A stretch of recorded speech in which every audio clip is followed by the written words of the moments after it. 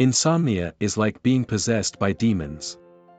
A good night's sleep is a gift from God. I remember a teacher at school saying, "Children, what do you think is the sweetest thing in the world for a human being?" Some of the children replied that it was sugar, some said honey, some said ice cream. But she said, "Children, the sweetest thing is sleep." Sleeplessness is a great suffering. The stress that began in 2022 and continues to this day has caused many people to lose sleep. How many nights of anxiety do people wake up and not be able to go back to sleep? The constant anticipation of anxiety makes these disorders chronic. Unfortunately, most people do not take these disorders seriously enough.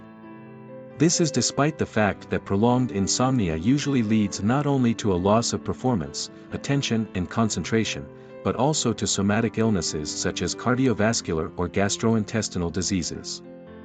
In all these cases, however, we are dealing with increased brain activity and the untimely release of certain hormones, such as cortisol, into the bloodstream. Insomnia is considered a medical problem when a person cannot sleep for more than an hour and wakes up several times during the night and early in the morning. This happens 3 to 4 times a week for more than a month in a row. As a result of insomnia, the person does not have time to replenish their energy, wakes up weak, irritable, and needs additional sleep during the day. After 3 months, this condition is considered chronic and can weaken the immune system and central nervous system, as well as activate existing chronic diseases. What do people do to get asleep? They try self-hypnosis, pills and alcohol. But this does not last long, because the cause of restlessness and insomnia lies not only in the external circumstances in which the country finds itself, but also in the impurity of the heart and the withdrawal of God's grace from the soul. Peaceful sleep is a gift from God, a gift to a pure heart. We wish each other an angel for our sleep. Indeed, an angel protects the sleep of people who strive for righteousness. Why do children sleep peacefully and sweetly? A pure heart, no mental tension. Here is a classic example of the cause of insomnia. Once a woman came to our church to talk to me. She is a famous actress, leads a bohemian life, but has lost her sleep and lives on pills.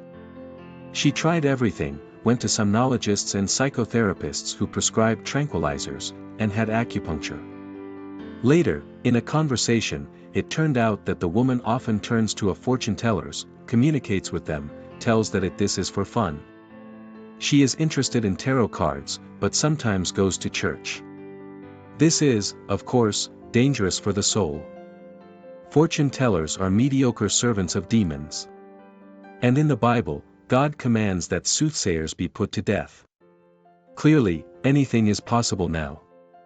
But such a terrible biblical measure only shows how much divination is against God.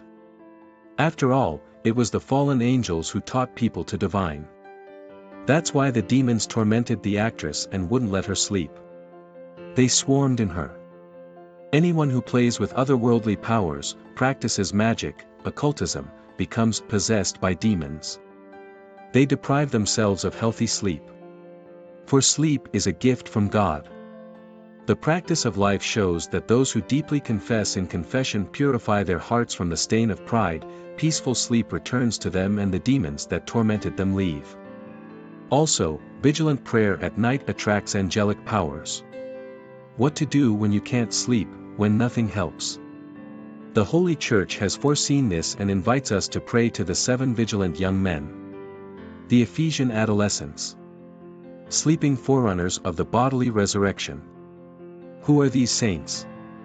The amazing story of the 7 holy adolescents is not the plot of a fantasy novel or an allegorical legend. 7 young men from the city of Ephesus acted strictly within the framework of a particular historical period. Their names were Maximilian, Iambrigus, Martinian, John, Dionysius, Constantine and Antoninus. They lived in the 3rd century.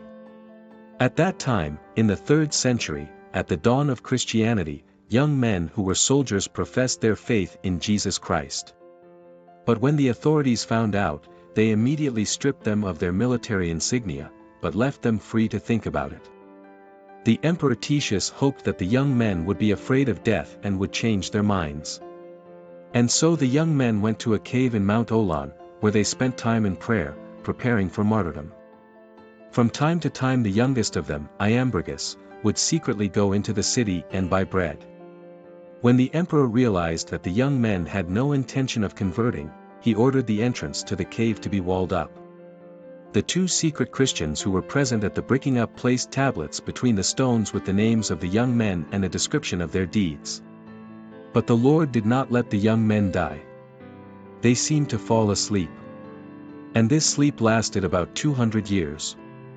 Time passed, and it was the 5th century. Christianity had already emerged from the catacombs, but by then many believers could not believe in the future resurrection of the human body.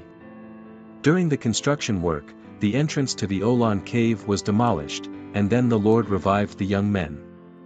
They awoke as if from a normal dream, unaware that more than 200 years had passed. Iambrigus returned to the city to buy bread for his hungry friends. But at the entrance to the city, he froze. He was amazed. There was a picture of Christ on the city gate. He went to the marketplace in disbelief, but attracted attention by paying with an ancient coin bearing the image of the Emperor Decius. This is the man who hid the treasure, the merchant thought, and decided to follow the strange young man. As it was forbidden to hide treasure from the state, officials intervened and Iambrigus was arrested. The embarrassed young man was taken to the mayor, who was visiting the local bishop. As he listened to the boy's hesitant answers, he realized that it was the Lord himself who was revealing an important secret to everyone. When the bishop came to the entrance of the cave with the others, he found among the stones material evidence, plates with the names of the holy martyrs and the circumstances of the walling of the cave, which had been placed there in the past.